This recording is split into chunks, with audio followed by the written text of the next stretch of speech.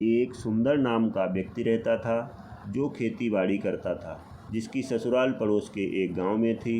एक समय की बात, सुंदर ने अपनी पत्नी के कहने पर ससुराल जाने का निश्चय किया। अजी सुनते हो, बहुत दिनों से ससुराल नहीं गए। मेरी माँ की खैरियत का कोई पता नहीं लगा। जाओ और उनका हाल खबर लेकर आओ। हाँ, ज़रूर जाऊँगा, लेकिन आज मुझे कुछ काम है। मैं कल ज़रूर चला जाऊँगा। हाँ जी, ज़रूर चले जाना, क्योंकि बहुत दिन हो गए, आप भी तो ससुराल नहीं गए हो। हाँ, कल ज़रूर चला जाऊँगा।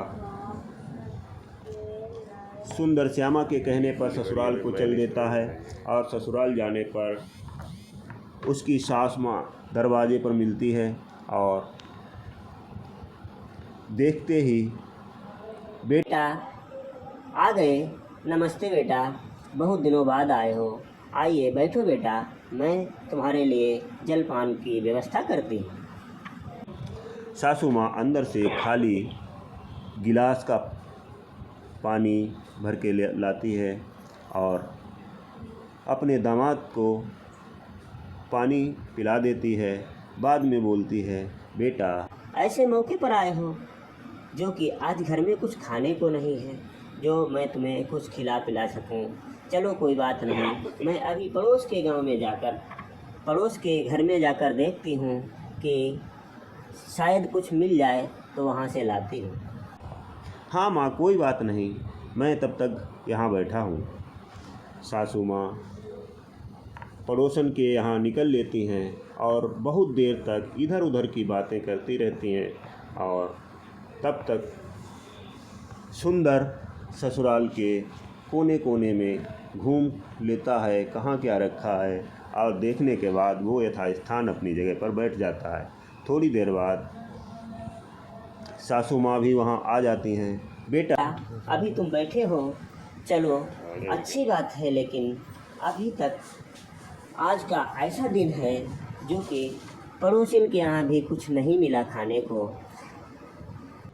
कोई बात नहीं माँ, मैं तो यहाँ बैठा हूँ, लेकिन आज जब मैं रास्ते में आ रहा था तो एक ऐसी घटना घटित हुई जो मैं तुमको सुनाना चाहता हूँ।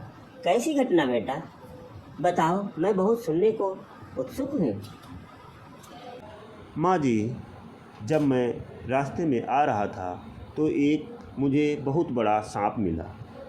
वो सांप इतना बड़ा था जैसे आपके आंगन में पड़े हुए गन्ने।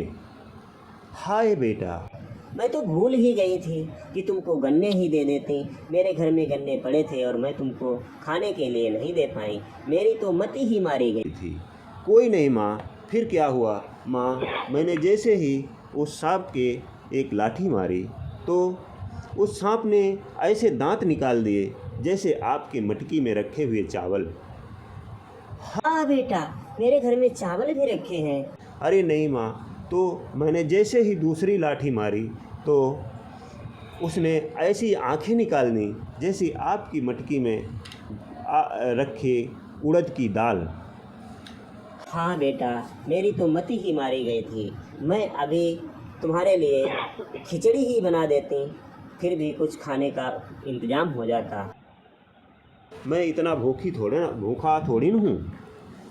नहीं बेटा, मैं तुम्हारे लिए अभी गन्ने देती हूँ, तब तक तुम गन्ने खाओ, और जब तक तुम गन्ना खाओगे मैं तुम्हारे लिए खिचड़ी बना देती हूँ और तुम खिचड़ी खा के घर चले जाना। ठीक है माँ जी। सुंदर तब तक गन्ने खाता है और सासू माँ खिचड़ी तैयार करती हैं और खाने को बुलाती हैं। सुंदर जहाँ पर खिचड़ी खा रहा होता है, वहीं उसके सर के ऊपर घी भरी हुई एक मटकी सीके पर टंगी हुई होती है। वो एक गिलास भोजन का लेकर मटकी की तरफ देखता। बार बार यही देखने पर सासू माँ बोलती हैं, बेटा वो मटकी खाली रखी है, आप सोचते होंगे उसमें घी रखा है। नहीं बेटा, वो खाली है। अगर नहीं मानते तो मैं तुमको दिखा देती हूँ। सासू माँ ने सोचा था कि ये मटकी का घी जमा होगा और मैं जल्दी से पलट कर सीधा कर लूँगी और रख दूँगी। किंतु दामाद ये पहले ही व्यवस्थित कर चुके थे। उन्होंने उस घी को सासू माँ के आने से पहले ही पिघला कर रखा हुआ था। सासू को ने गुस्से में उठी और मटकी उठाई और एकदम थाली में पलटी और घी से थाली भर गई। सासू माँ कुछ कह ना सकीं और मटकी को सीके पर रख दिया। अब तो सुंदर दोनों हाथ खिचड़ी जल्दी जल्दी खाने लगा। तभी सासू माँ को एक उपाय सूझा।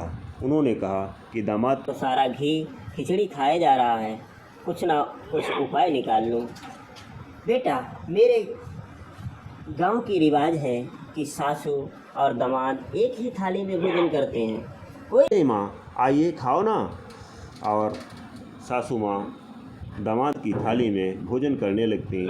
उसी समय कहती हैं कि बेटा, मैंने तुम्हारे लिए अपनी बेटी ब्याही है, उसका ख्याल रखना, कोई उससे कुछ कहे नहीं। दामाद भी बहुत होशियार था। उसने थाली उठाकर घी को पी लिया और कहने लगा, माँ, जिस तरीके से अगर कोई तुम्हारी लड़की को कुछ कहेगा तो मैंने जिस तरीके से इस थाली को के घी को पी लिया उसी तरीके से मैं उसको पी जाऊंगा। सासू माँ चिड़चिड़ाती हुई गुस्से से कुछ कह ना सकीं, लेकिन बहुत ही क्रोधित मन ही मन बहुत क्रोधित हुई। इसी के साथ कहानी माँ ने जल्दी जल्दी अपने दामाद को घर से विदा कर दिया और कहा, बेटी से मेरी खैरियत कहना।